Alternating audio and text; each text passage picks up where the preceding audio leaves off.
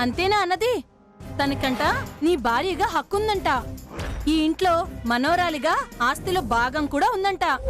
నా తల్లి ఆస్తి నాకొస్తుంది. అందరితో పాటు ఆస్తిలో సమాన వాటా నాకుంది. ఈ ఇంటికి మనవరాలిగా ఆస్తిలో భాగం తనకి ఉందట. తను ఈ ఇంట్లో ఉండటానికి సర్వహక్కులు ఉన్నాయట. ఇంకా మేమేం చేస్తాం? కోపం వచ్చినా కూడా ఆపుకున్నాం.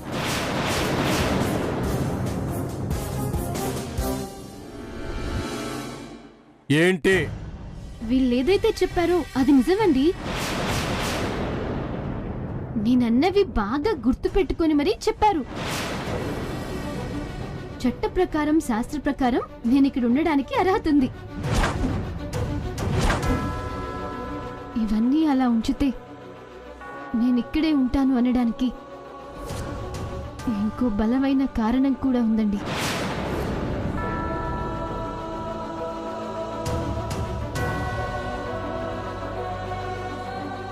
అదేంటో తెలుసా? నేను మిమ్మల్ని ప్రేమించాను.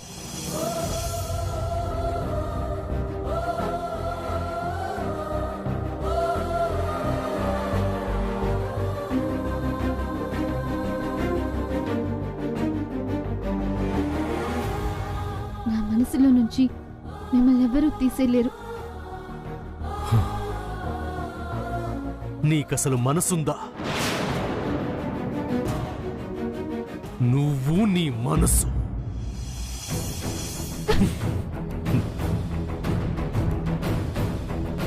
రావే. అయ్యో సూర్య,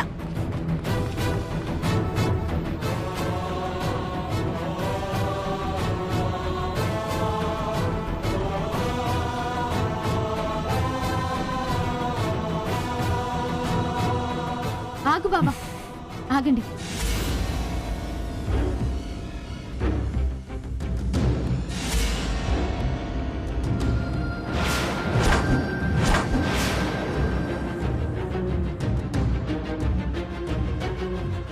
నువ్వు నా తలపైన జీలకర్ర బెల్లం పెట్టినప్పుడే మన పెళ్ళైపోయింది.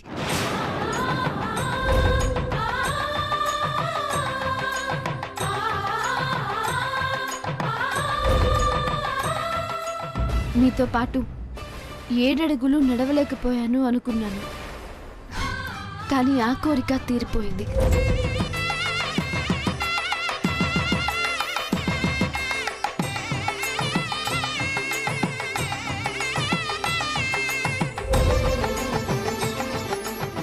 మీతో పాణిగ్రహణం జరగలేదనుకున్నాను, అది జరిగిపోయింది.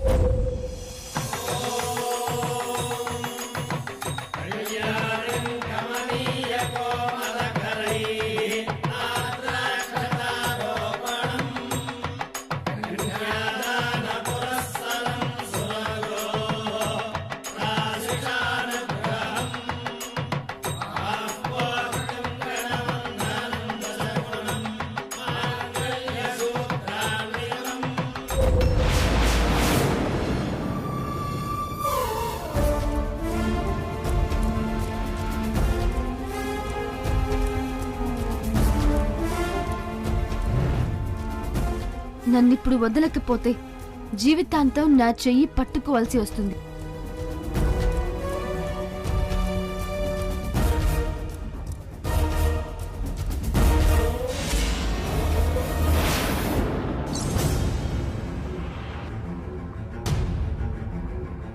ఏంటి బెదిరిస్తున్నావా? పట్టుకోమని చెప్తున్నాను. ఎక్కువ చేయకు, మర్యాదగా వెళ్ళు. ఎందుకు వెళ్ళాలి? ఇక్కడెందుకు ఉండాలి? ఉన్నది నా ఇంట్లోనే. ఉన్నది నా ఇంట్లో, నీది అనుకోవటానికి నీకు నువ్వే మిగిలావు.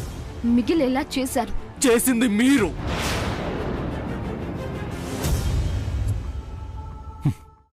నమ్మాను, నా నమ్మకాన్ని చంపేశారు. నేను చెప్పేది వినండి. వినాల్సిన అవసరం నాకు లేదు. ఇక నా అనుకున్న లిస్టులో నువ్వు లేవు. నా దృష్టిలో నువ్వు చచ్చిపోయావు. నీ మీద నాకున్న ప్రేమ చచ్చిపోయింది.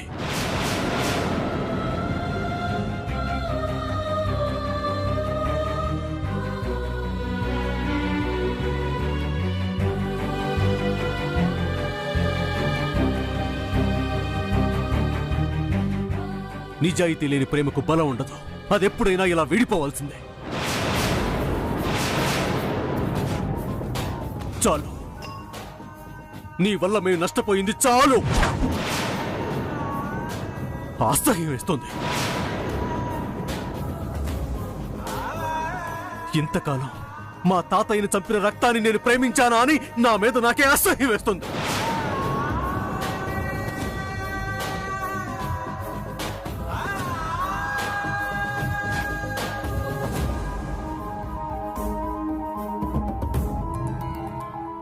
ఎస్, నా మీద నాకే అసహ్యం వేస్తుంది.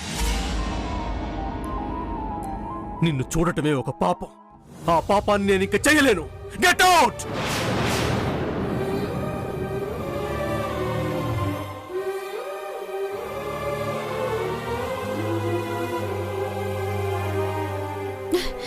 సారీ అండి.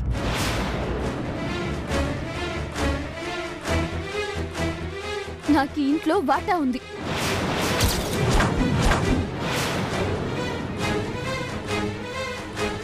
మీకు ఇక్కడ ఉండడానికి ఎంత హక్కు ఉందో నాకు అంతే హక్కు ఉంది.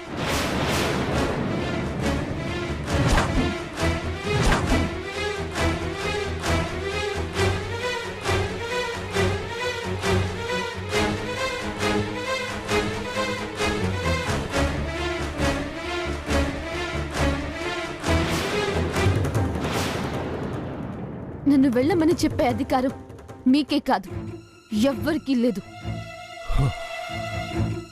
అవునా? సరే, నువ్వెక్కడికి వెళ్ళొద్దు, ఇక్కడే ఉండు.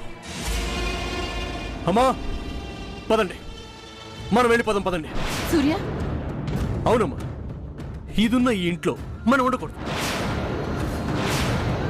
హక్కుల మీద లెక్చర్లు ఇస్తుంది కదా, తన్నే ఇక్కడ ఉండనివ్వండి. ఇంకొక క్షణం కూడా మనం ఇక్కడ ఉండకూడదు. నానమ్మ తీసుకొస్తాను, వెళ్ళిపోదాం. సూర్య. ఆగు సూర్య. ఏంటి పెదనాన్న? ఇది తాతయ్య నానమ్మ కలిసున్న ఇల్లు సూర్య. ఆవిడ బ్రతికున్నంత కాలం ఈ ఇంట్లోనే ఉంటుంది, కానీ బయటికి రాదు.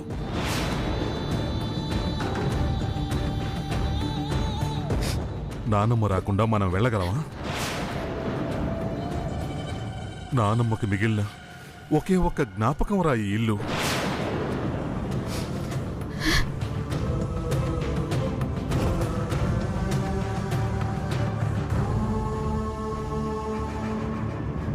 మనం మాత్రం ఎలా వెళ్తాం? నచ్చినా నచ్చకపోయినా అన్నిటినీ భరిస్తూ ఇక్కడే ఉండాలి. తప్పదు, నానమ్మ కోసం.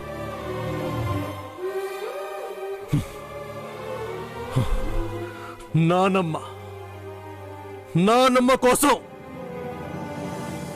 నానమ్మ ఆపింది.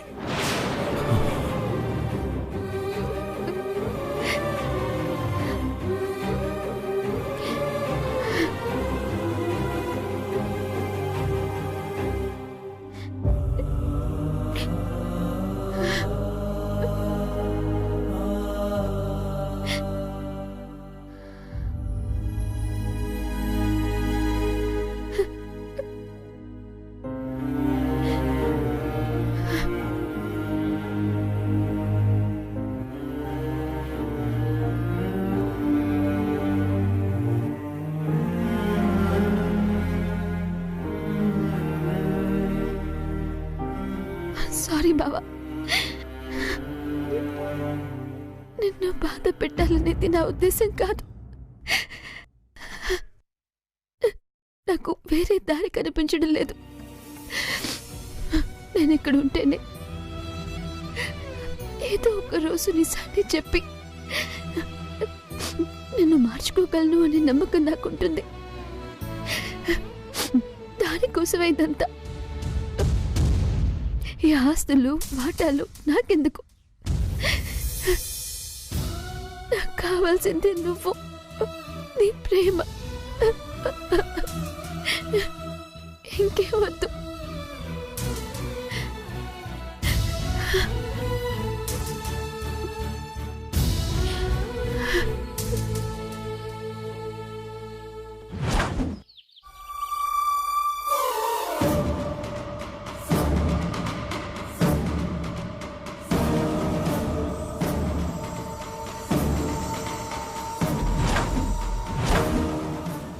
మిగలేదు డాడీ, అంతా అయిపోయింది. Game is over. అసలేం జరిగిందో పూర్తిగా చెప్పు బేబీ. నువ్వు ఫోన్లో ఏమన్నా? ఏమన్నాను? ఆ సమంత నీడ కూడా వజ్రపాటి ఇంటి గోడ మీద పడదు అని చెప్పావా? అవును చెప్పాను. నువ్వు చెప్పింది జరగలేదు డాడీ. ఏమైందమ్మా? అది వచ్చేసింది. వచ్చేసిందా? మామూలుగా కాదు, సూర్య కట్టబోయే తాలిని నడుంకి పెట్టుకొని చింకుని స్టైల్ గా ఊపుకుంటూ మంగళ వాయిద్యాలతో వచ్చేసింది డాడ్. అది వస్తే నీకేంటి? వచ్చిందాన్ని మెడపట్టుకుని బయటికి గంటగా నా దగ్గరికి వచ్చేమిటి? నీకు జరిగింది తెలియదు డాడ్. నేను ఆ పని చేయాలనుకున్నాను, కానీ ఏమైంది బేబీ? అది అలా చేస్తూ ఉంటే నువ్వెందుకు ఊరుకున్నావు? అది అలా చేస్తుందని నేను ఊహించలేదు డాడ్. షాక్ నుంచి తేరుకునే లోపు రోడ్డు మీద ఉన్నాను. ఏంటి బేబీ, కష్టపడి వాళ్ళ మీద నిందలు వేస్తే సింపుల్ గా వచ్చేసిందని చెప్తున్నావు? సింపుల్ గా ఏమీ రాలేదు, బిల్డప్ గానే వచ్చింది. ఏదో చచ్చిందిలే. అయితే మాత్రం అడగాల్సినవి అడగకుండా ఊరుకుంటావా? అడగకుండా ఎలా ఉంటాను డాడ్? నేను నీ కూతుర్ని, నాకు ఆ మాత్రం తెలీదా? మరి అడిగిన తర్వాత కూడా దానికి ఏం హక్కుందో నిన్ను గంటేసింది? మనోరాళ్ళంటుంది డాడ్. అంత చేసింది నేను క్రియేట్ చేసిన తర్వాత దాన్ని మనోరాలుగా స్వీకరించరు కదా. ఆస్తిలో వాటా ఉందని చెప్పింది డాడ్. ఓ, అది అలా వచ్చిందా? అలానే వచ్చింది. ఇంట్లో ఉన్న శుద్ధ పప్పులు దాన్ని ఏమీ అనలేకపోతున్నారు. అమెరికాకి చెక్కేస్తుందన్నావు, మేళాలతో చక్కగా లోపలికి చెక్కేసింది. ఇప్పుడు మన అమెరికాకి టికెట్ తీసుకోలేము. టికెట్ ఎవరు తీసుకుంటారో నేను చూపిస్తాను బేబీ. ఇంతే కదా జరిగింది? ఏం కాదు. ఒక ప్లాన్ ఫ్లాప్ అయితే ఇంకో ప్లాన్ ఉంటుంది. రకరకాల ప్లాన్లు డజన్ల కొద్దీ మీ డాడీ దగ్గర ఉన్నాయి. డోంట్ వర్రీ, నిన్ను వజ్రపాటి ఇంటికి కోడలుగా చేస్తాను. ఎలా చేస్తావు డాడ్? పెళ్లిలో హరికృష్ణని పొడి చేసినట్టు ఇంట్లో వాళ్ళందరినీ చంపేసి సూర్యతో నాకు పెళ్లి చేస్తావా? బేబీ, అవసరం అనిపిస్తేనే రక్తం చూస్తాను, లేదనుకుంటే బ్రెయిన్ నొప్పి వేస్తాను బేబీ. ఏం చేయబోతున్నావు డాడ్? వెయిట్ చేయి, రేపటి వరకు వెయిట్ చేయి. జరగబోయే డ్రామాని నీ కంటితో నువ్వే చూస్తావు. నిన్న ఇంటికి తీసుకెళ్ళి సెటిల్ చేస్తాను. మీ డాడీ చెప్తున్నాడు కదా, నమ్ము, హ్యాపీగా ఉండు. నిన్న ఇంటికి తీసుకెళ్ళి సెటిల్ చేస్తాను. Okay? Okay dad, thank you so much. Baby. ఏమండి, వచ్చేసారా? చిన్నమావయ్య గారు ఎలా ఉన్నారు? డాక్టర్ గారు ఏమన్నారు? ప్రాణానికైతే ప్రమాదం లేదన్నారు. కొన్ని రోజులైతే హాస్పిటల్లోనే ఉండాలన్నారు.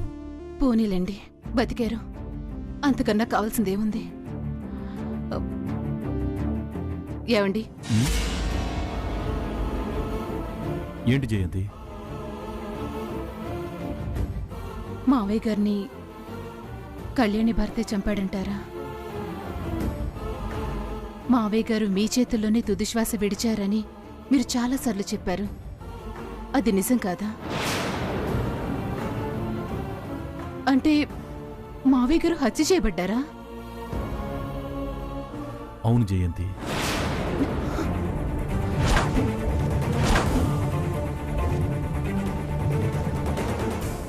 ఏమండి, మీరు నాకు అబద్ధం చెప్పారా? చూడు జయంతి, మన ఇన్నేళ్ల కాపురంలో నీ దగ్గర దాచింది, నీకు అబద్ధం చెప్పింది ఇదొక్కటే జయంతి. నీతో చెప్పకూడదని కాదు. ఆయన బ్రతికినంతకాలం ఏ మచ్చ పడకుండానే బ్రతికాడు. నాన్నగారు అందరికీ సహాయం చేశారే కానీ ఎవరికీ అన్యాయం చేయలేదు. పోయిన తర్వాత కూడా ఎవరికో ద్రోహం చేస్తే చంపేశారనే అపవాదు ఆయన మీద పట్టడం ఇష్టం లేక మీకెవరికీ చెప్పలేదు. మీరేదో ఆయన అనుకుంటారని కాదు, అసలు ఏమీ అనుకోకూడదనే చెప్పలేదు. అంతే తప్ప మరోటి కాదు.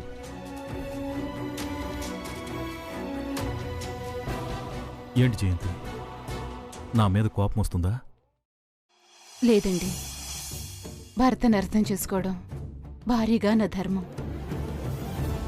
అప్పటి మీ పరిస్థితుల్ని, మిమ్మల్ని నేను అర్థం చేసుకోగలను. మరైతే ఆ ఫోటోలో మావయ్య గారిని క్రిస్ చంపుతున్నట్టున్నది నిజమే అన్నమాట? ఫోటో నిజమే, కానీ చంపింది తనో కాదో తెలీదు. అదేంటండి, ఫోటో నిజమైనప్పుడు అతను చంపడం నిజమే అవుతుంది కదా? నిజానికి ఆ రోజు నేను ఇంట్లోనే ఉన్నాను జయంతి. అప్పుడు మన పాలేరు నా దగ్గరకొచ్చి కళ్యాణి క్రిస్తో పారిపోతుంటే నాన్నగారు అడ్డుపడ్డారని, క్రిస్ నాన్నగారిని చంపి చెరువులో పడేశాడని చెప్పాడు. అక్కడికి నేను కంగారుగా వెళ్ళాను. పాలేరు చెప్పింది నాకు అక్కడ కనిపించింది. ఆ ఫోటోలో ఉన్నది కూడా అదే. నాన్నగారు అప్పటికే చనిపోయి ఉన్నారు. నాకు క్రిస్ని చంపేద్దామన్నంత కోపం వచ్చింది. కాకపోతే నాన్నగారి శవాన్ని చూసి తను చూస్తున్న చూపులు, తను పడ్డ ఆవేదన, క్రిస్ నాన్నగారిని చంపలేదు అనిపించింది. ఊరు జనమంతా అక్కడికి పోగవుతుంటే నేనే క్రిస్ని అక్కడి నుంచి వెళ్ళిపోమని చెప్పాను. మీరు చేసింది కరెక్టే అంటారా? ఆ సమయంలో క్రిస్ని నేను నమ్మాను జయంతి. నా మనసు ఎందుకో క్రిస్ నాన్నగారిని చంపలేదని చెప్తుంది. మరి ఫోటోలో తనే చంపుతున్నట్టు కనిపిస్తుంది కదండి. ఫోటోలో కనిపిస్తుంది నిజమే జయంతి. అదే నేనిప్పుడు తేల్చుకోలేకపోతున్నాను. ఇంకా తేల్చుకునేదేంటి నాన్న? ఫోటో నిజమైనప్పుడు తాతయ్యని అతను చంపింది కూడా నిజమే కదా?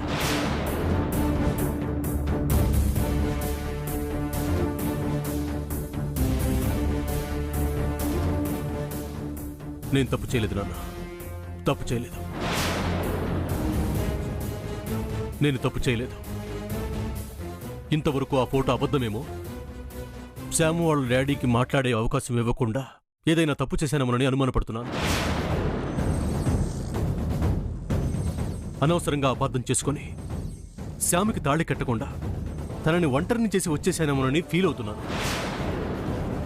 వాళ్ల గురించి ఆలోచించాల్సిన అవసరం కూడా లేదని మీరు చెప్పేశారు నాన్న, చెప్పేశారు. సూర్య, నేను చెప్పేది విను. నేను చేసింది కరెక్ట్ నాన్న, మీరేం బాధపడకండి. ఇప్పుడు నమ్మకాలతో పని లేదు, సాక్ష్యాలతోనే పని.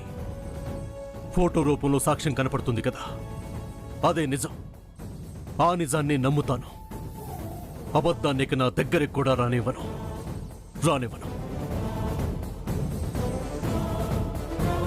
నాన్న,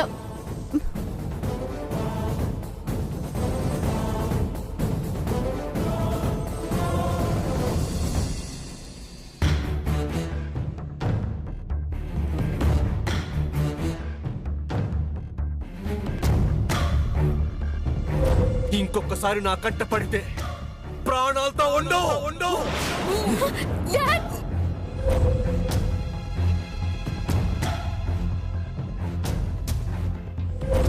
ఇక నా అనుకున్న లిస్టులో నువ్వు లేవు.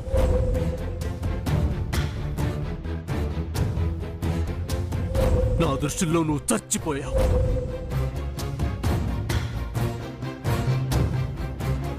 నీ మీద నాకున్న ప్రేమ చచ్చిపోయింది.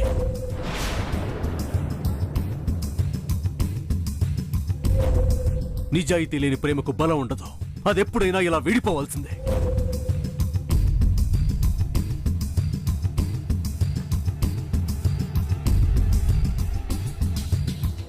ఇంతకాలం మా తాతయ్యని చంపిన రక్తాన్ని నేను ప్రేమించానా అని నా మీద నాకే అసహ్యం వేస్తుంది.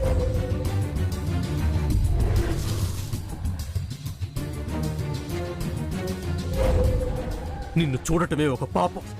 ఆ పాపాన్ని నేను ఇంక చేయలేను. Get out!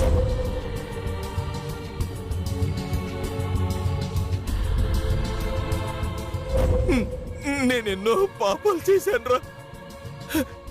వాటికి నన్ను క్షమించకపోయినా పర్వాలేదు కానీ నమ్మండి, ఒక్క నిజం నమ్మడ్రా.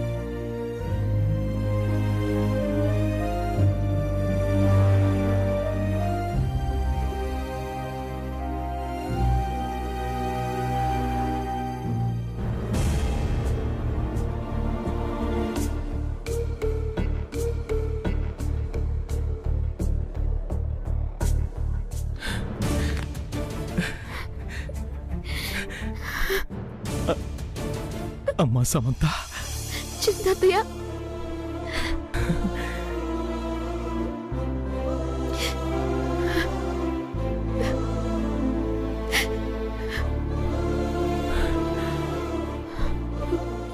చిన్న తాతయ్య. అమ్మా సమంత, నా కోసమే వచ్చావా అమ్మా? అవును తాతయ్య. నీకు సూర్యకి పెళ్ళైపోతుంది అనుకున్నానమ్మా నేను, కానీ